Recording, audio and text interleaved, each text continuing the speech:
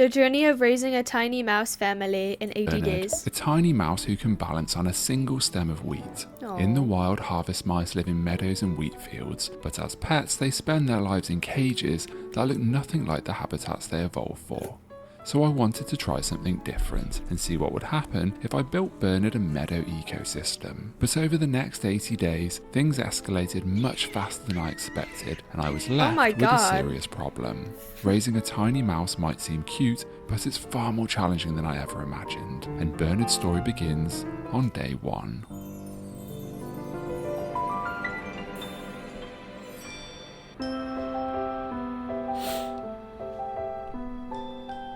Bernard is a Eurasian harvest mouse, roughly the size of a my strawberry, God, and it's his so new tiny. home is big enough for quite a few strawberries. By giving him an ecosystem that mimics a meadow, I was hoping he'd behave like a harvest mouse in the wild, and as he entered his new home, Bernard immediately began to gnaw at a seed. Exactly the kind of behaviour that I was hoping to see. But that brings me to the Look at your feet, bro. Oh my God, it's bigger so cute. idea. Can this meadow support a harvest Aw, so cute.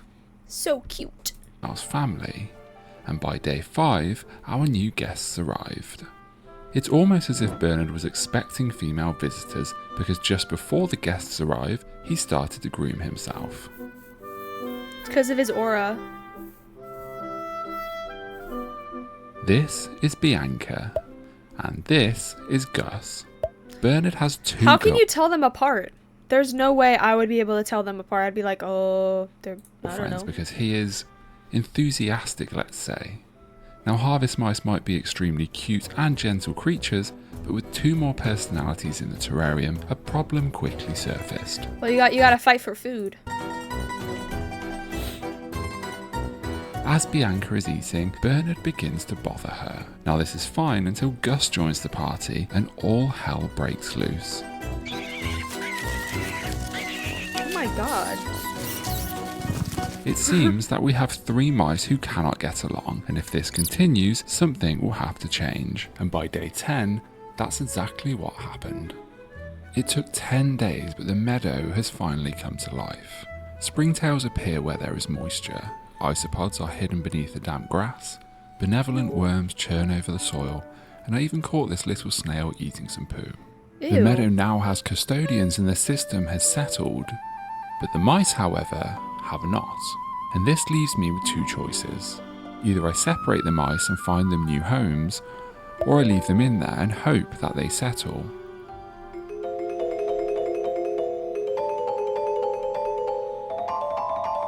He's like, you better not. Right, share. And after a few rocky days, it seems that there is a ray of hope, and Bernard, Bianca and Gus are going nowhere. For now.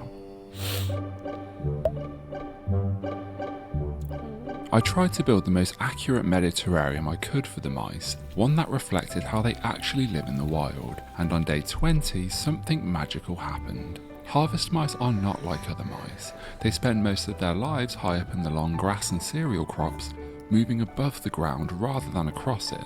In the wild they build their nests up there too, woven into the stems, but in captivity that behaviour is almost never seen. Now it was through building them this accurate meadow terrarium that enabled Bianca to build herself a little nest. And it wasn't just Bianca, because Big Gus did it too, and Bernard, characteristically, has built one next to the food bowl. But it's not just their behaviour that has changed. It's day 30 and that wheat stalk is holding on for dear life because Bianca is carrying a little extra weight. And so is Gus. Now this is not holiday weight, and I'm pretty sure that our little harvest mouse family is about to increase in size. But it was at this moment that I realised I had reached the point of no return. Bernard, Bianca and Gus are the parents. Bianca could be carrying a litter of up to 7 pups, and so could Gus. Oh my In around God, that's so 17 to many. 19 days they would be born, and that alone takes the meadow to 17 mice. But harvest mice grow up fast, and in as little as 6 weeks, those pups would be capable of breeding themselves, and this was the beginning of my problem. If you take your eyes off a harvest mouse for even a moment, everything can change. In the morning, Bianca's nest was perfect, but by the evening, it had all but disappeared. The carefully woven ball of grass had completely unravelled, Oh, and our no. little mouse sits in its place. If she doesn't build another nest, her babies will have nowhere to go. But Bianca is a determined mouse, and she begins to grab dried grass and fibres, weaving them into a ball. I don't understand how they know how to build this. Like, just how do they know what to do and like what to build? Like, I don't understand. Once she was done, a thicker, more robust nest appeared at the bottom right-hand corner of the terrarium. And look who I caught going inside. My friends, I think it's about to happen. Over the following days, Bianca and Gus followed the same patterns. They ate and they ate and they ate, They kept preparing their eating. little bodies for what was to come. Out of the 3 mice, Gus had always been the calmest. Oh my while Bianca god. stayed He's so cute. Look at his little hands. Or her or whatever. It's so cute. Out of the 3 mice, Gus had always been the calmest.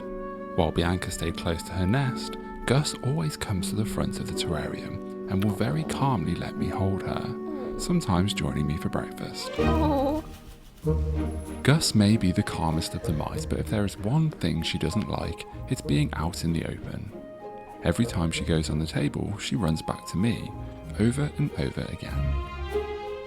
Oh, she's scared. And it's Oh my only when I God. create a little cup in my hand that she calms down and properly joins me for breakfast.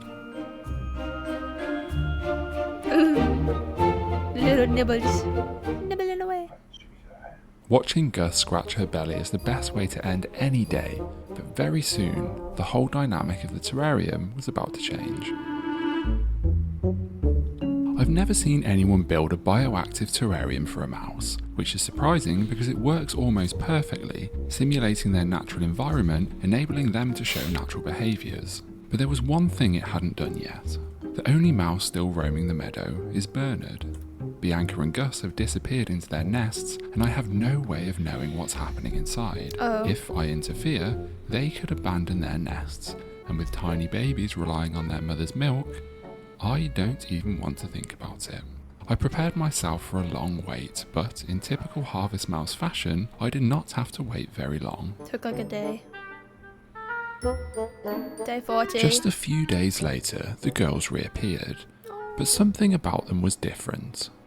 Firstly, they were noticeably slimmer than before, and Oh. instead of eating in the food bowl, they began carrying food straight back to their nests, which could only mean one thing. Somewhere inside those woven balls of grass, new life had almost certainly arrived. But before I could see the babies, Bernard showed us exactly why he couldn't stay in the meadow any longer. As soon as female harvest mice give birth, they are immediately ready to mate again. Oh my god. Bernard is very happy to oblige.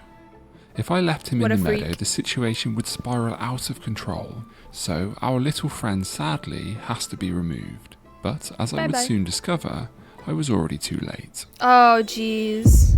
There's gonna be Nothing like can 30 of prepare you them. for the feeling of discovering a baby harvest mouse. It took 50 days. It took building a meadow ecosystem, and it took our 3 beautiful mice doing all of the hard work. I thought there were 3 nests in here, but I was wrong, because in the top left corner is a 4th, and that movement you just saw is a baby leaving the nest. Aw. All over the terrarium, little faces dart around, almost too fast to catch on camera. They're so But if we they're look so underneath the tiny. hay, we get a clearer picture. 3 little mice are licking springtails and mites off the glass, but they haven't quite learnt how to catch food yet. I had never seen a baby harvest mouse before, and I was not prepared for this level of cuteness. It's so cute. It was clear that the meadow had worked. Bernard, Bianca and Gus have raised their first generation of babies. But the success comes with a catch, because the day your harvest mice have babies is the day your problems begin to multiply. And even though Bernard had already been removed from the meadow, I was too late. Oh my god. By day 60, the scale of the problem was impossible to ignore, and I'm starting to think that harvest mice do not make good pets. While the first generation were getting to grips with the meadow, Bianca and Gus were busy brewing the second Oh generation. my god. And this is a big problem. Because harvest mice don't stay babies for long, In just a few weeks, they're going to have their own babies, and a few weeks after that, they'll have their own babies, which means that this meadow is on the literal verge of becoming something I cannot control, and this cannot continue. Please tell me he lets them out in the wild or something. Hey guys. What's up, buddy? Oh. What's up, buddy? There we go. Oh. Gus didn't know it yet, but this would be the last time she stepped onto my finger, because when you truly love something, you have to do what's best for it, and sometimes that means letting go.